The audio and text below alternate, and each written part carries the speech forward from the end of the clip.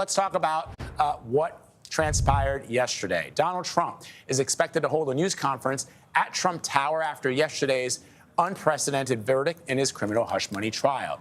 He was found guilty Thursday of all 34 charges he was facing, making him the first former president in U.S. history to be convicted of a crime. So for more on all of this, let's bring in attorney and CBS News campaign reporter Katrina Kaufman, who was inside the courtroom following all of this for us. All right, Katrina, Trump he was convicted unanimously, all 34 counts, but we're still waiting for the sentencing from the judge.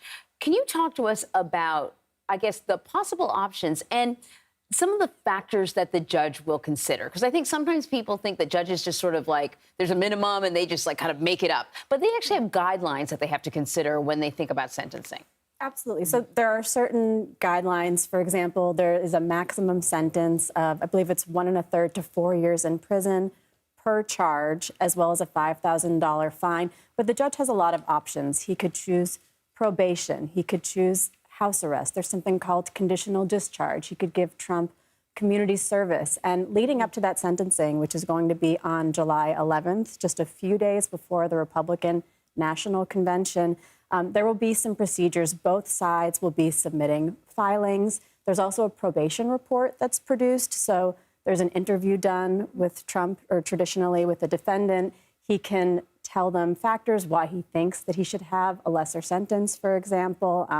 With normal defendants, they evaluate things like whether you have a steady job. Obviously, Trump is running for president. For a job. Yes, he is interviewing for a very big job right now, as now a convicted felon. But some of the factors that can come into play are, do you have a prior criminal history? He doesn't, but, you know, there are things like remorse that can be more of a minimizing factor when a judge is considering a sentence. Donald Trump has shown none of that. You know, he stepped outside after court. He continues to call this a rigged trial, a corrupt judge. He says the real verdict will happen on November 5th. During the trial, he violated his gag order numerous times. He was held in contempt a total of 10 times. And these things just don't reflect well.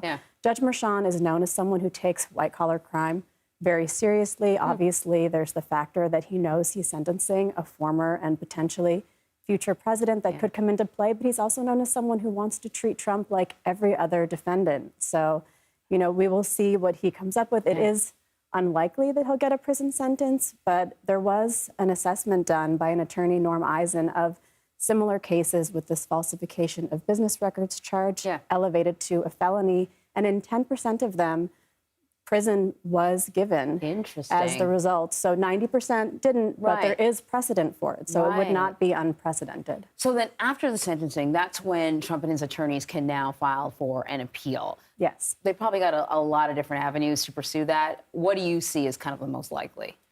They've absolutely already said that they want to pursue the Stormy Daniels testimony. They think that there were aspects of that story that shouldn't have been shared, that were overly prejudicial for the jury.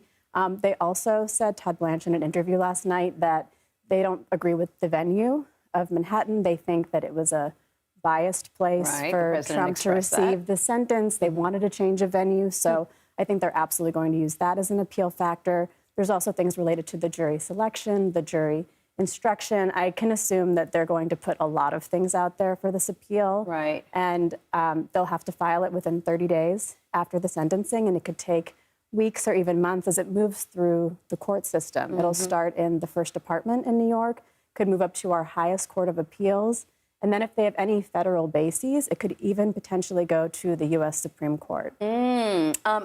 Before we let you go, got to ask you this. You were in the courtroom at the time when the verdict was coming down. You could see Donald Trump's face. A lot of people couldn't because they were sort of behind him, or the video feed went down, I had heard. But you saw him. What was that like?